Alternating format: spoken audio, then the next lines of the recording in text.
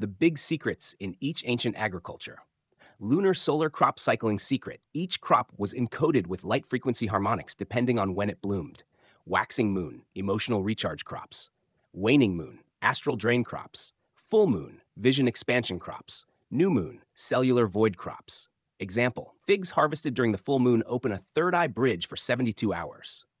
Moon phase activated harvest codes. Secret. Crops harvested during the wrong moon phases can reverse their energy field, becoming parasitic or neutral. Example, lettuce harvested on full moon becomes bitter, yang dominant, draining lunar energy. Ideal. Harvest during waning crescent. It strengthens astral coherence. Spiritual invocation and seed germination secret. Seeds respond to sound harmonics and intention fields in the first 72 hours after being planted. Ancient agrarians would sing or chant over their seeds.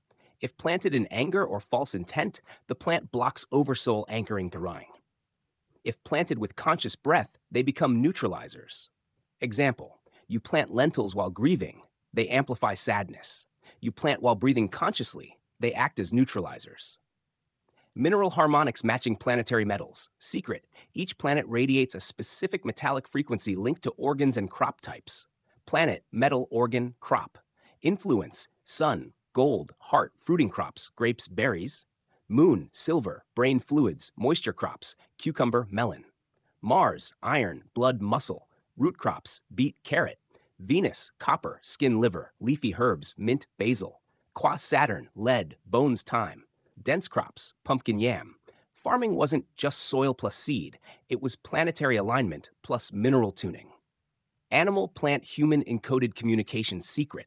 Bird migrations, ant behaviors, and bee dances were seen as field language signals. Bees stop pollinating if the human field is distorted. Ants swarm when ley lines shift. Essene farmers read animals like oracles before planting or harvesting. They didn't dominate nature, they collaborated with its nervous system. Gateway vegetables, memory activation. Secret, certain vegetables, roots, or bitter herbs were seen as gateways to past lives or Edenic memory. Examples, dandelion, bitter soul retrieval.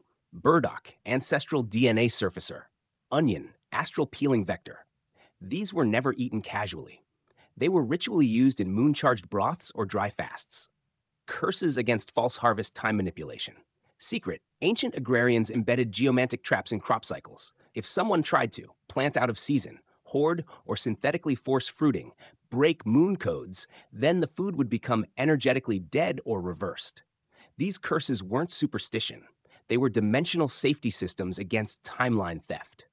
That's why most modern agriculture fails. It violates Edenic protocols. What are geomantic traps in ancient agriculture? Intentional energy inversion nodes encoded in crop zones. They didn't harm those in Edenic resonance, but they reversed life force polarity, scrambled harvest codes, blocked oversoul integration, disrupted timelines for anyone who tried to, steal seed plans, over-harvest off-season, force artificial yield. Examples of geomantic traps. Seed replication blockers. Crops that looked healthy but no longer bore fruit once stolen and replanted. Why? The soil was blessed with oversoul codes unlocked only under specific frequencies, like collective voice patterns or lunar rituals. False germination illusions. Seeds that sprouted when stolen, but rotted at harvest. They were rigged using timed plasma fields beneath the soil, crystal grids plus magnetic rods. Memory reversing roots. If someone harvested unauthorized lunar-coded roots, they'd experience dream distortion, astral confusion, or karmic flashbacks, as if bitten by the plant.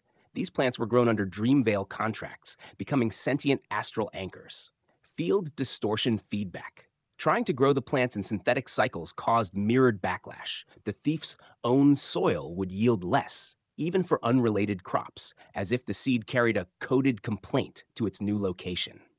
These weren't superstition. They were field-resonant safety codes embedded in organic matter. Now, the second part. How did the Nabateans grow food year-round in desert plus rural zones?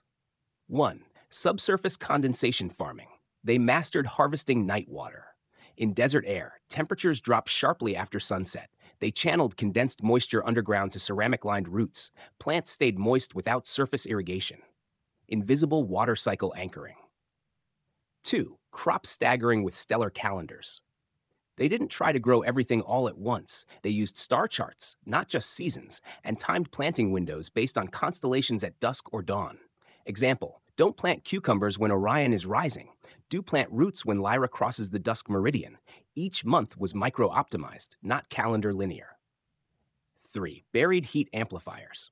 They buried polished stones, mica, obsidian, reflective minerals near root zones. These reflected morning light into the soil from below, warming crops without sunburn. A single sunrise could energize crops for days. Plasma-assisted photosynthesis from below. 4. Companion planting by energetic signature. They didn't pair crops randomly. They matched oversoul field signatures. Examples: date palm above plus nightshade below equals solar-lunar balance. Desert fig plus wild lentil, calcium versus iron harmonization.